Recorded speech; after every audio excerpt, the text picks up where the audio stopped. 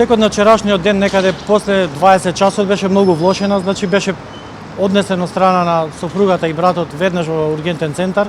Таму цела вечер беше задржан. Многу беше влошена состојбата, буквално беше во несвесна состојба, некомуникативен. Сега пред малце добивме информација дека веќе се подобрува здравствената состојба. Е во свесна состојба, не е уште многу комуникативен, меѓутоа е една подобрување. Сето тоа е последица на ударите кои ги имаше добиени и од страна на тврди предмети.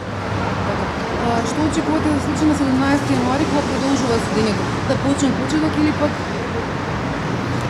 Не е моја работа да коментирам одлуките на судот, меѓутоа има поднесено иницијатива и до Републички судски совет и до претседателот Иван Џолев дека мандатот е истечен на двете поротнички, така да што ќе одлучат не е моје да коментирам.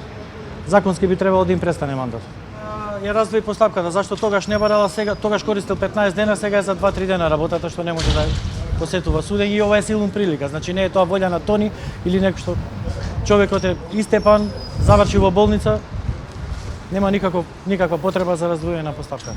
Тоа пропадна шансата да се заврши предметот сега. Па мислам дека сега многу мудро одлучи судијата и дека на овој начин постапката нема да има процесни пропусти и би се завршила легално и би се дознала вистината.